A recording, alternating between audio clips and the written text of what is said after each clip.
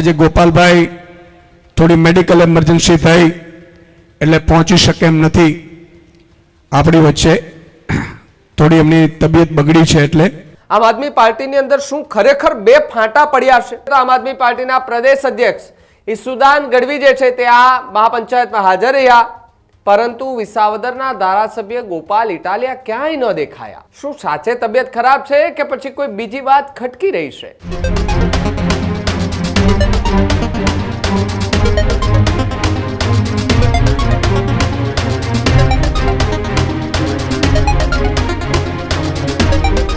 જ્યારથી આમ આદમી પાર્ટીના ધારાસભ્ય ગોપાલ ઇટાલિયા વિસાવદરથી ચૂંટાઈને આવ્યા છે ત્યારથી જ આમ આદમી પાર્ટી ગુજરાતની અંદર ખૂબ ચર્ચામાં છે.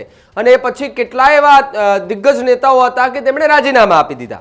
આમ આદમી પાર્ટીની અંદર શું ખરેખર બે ફાંટા પડ્યા છે?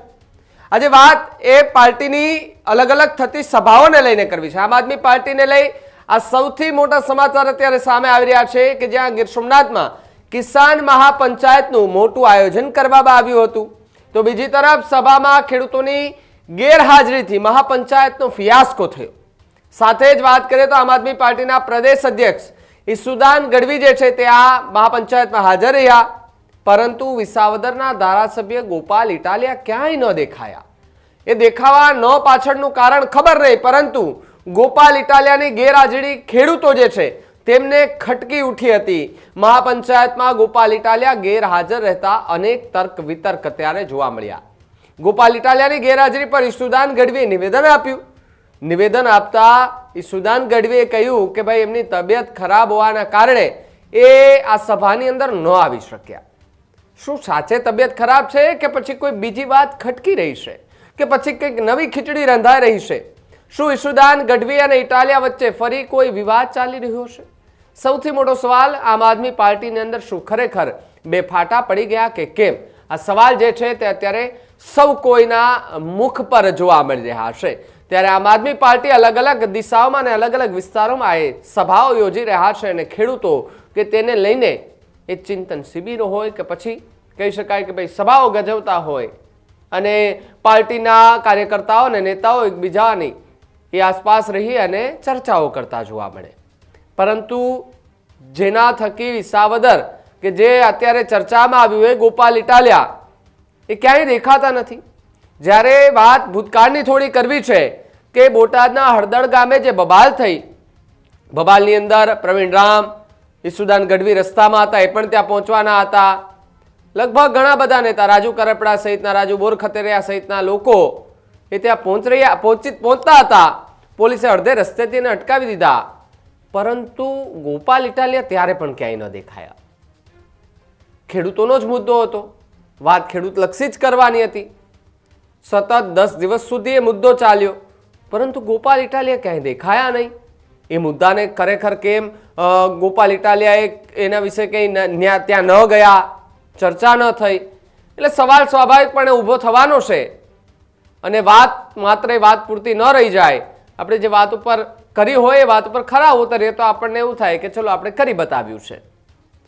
જો તમે જે વિસાવદરની અંદર જે વાયદા કર્યા હતા કે અમે ખેડૂતોને સતત મદદ કરીશું, ખેડૂતોના જે પ્રશ્નો હશે, પ્રાણ પ્રશ્નો હશે, એને પૂરા કરવાના પ્રયાસ કરવાના છે, આ પ્રકારની વાતો ત્યારે ચૂંટણી સમયે થતી હતી. આમ આદમી પાર્ટી ખૂબ પ્રચાર પ્રસાર કરી રહી હતી, સભાઓ ત્યારે કરી રહી હતી ચૂંટણી વખતે. પરંતુ ગોપાલભાઈ એ વાયદા માત્ર વાયદા પૂરતી ન રહી જાય એ પણ ખાસ ધ્યાન રાખજો, કારણ કે વિસાવદરની જનતા છે એ સૌ કોઈ જાણે છે અને આવનાર સમયમાં શું થાય એ પણ ખબર નથી.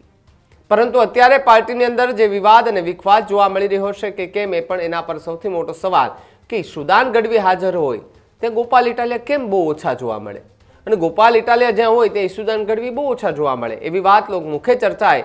પરંતુ સ્પષ્ટ ઉદાહરણ જે છે તે ગીર સોમનાથની સભા અને માફ કરજો, જે બોટાદના હળદર ગામમાં થયેલી બબાલ, આ બંને ઘટનામાં ક્યાંય ગોપાલ ઇટાલિયા દેખાયા નહીં, એનો ચહેરો ન દેખાયો. બાકી ગોપાલ ઇટાલિયા ભાષણ આક્રમક રીતે કરતા દેખાય, ખેડૂતોના મુદ્દે બોલતા દેખાય, કોઈને આડકતરી રીતે લેતા દેખાય, કોઈ એમને પ્રશ્ન પૂછે તેમને જવાબ દેતા દેખાય.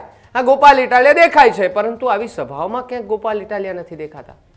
કચ્છમાં જાય છે, પરંતુ જે વિસ્તારમાંથી જીતીને આવ્યા છે વિસાવદરમાં, અને આસપાસના વિસ્તારોમાં ખેડૂતો માટેના મુદ્દાઓ હોય ત્યાં ગોપાલ ઇટાલિયા નથી પહોંચી શકતા. એનું પાછળનું કારણ શું હોય એ તો હવે ઈશુદાનભાઈ ગઢવી અને ગોપાલભાઈ ઇટાલિયા જાણે, પરંતુ લોકમુખે ચર્ચાઈ રહ્યું છે કે પાર્ટીની અંદર કંઈક નવા જૂની ચાલી રહી છે. હવે એક વાત મારે છેલ્લે એ કહેવી છે કે આજે ગોપાલભાઈ થોડી મેડિકલ એમરજન્સી થઈ એટલે પહોંચી શકે એમ નથી આપણી વચ્ચે, થોડી એમની તબિયત બગડી છે. એટલે હવે એક વાત મારે છેલ્લે એ કહેવી છે કે આજે ગોપાલભાઈ થોડી મેડિકલ એમરજન્સી થઈ એટલે પહોંચી શકે એમ નથી આપણી વચ્ચે, થોડી એમની તબિયત બગડી છે. એટલે હવે એક વાત મારે છેલ્લે એ કહેવી છે કે આજે ગોપાલભાઈ થોડી મેડિકલ એમરજન્સી થઈ એટલે પહોંચી શકે એમ નથી આપણી વચ્ચે,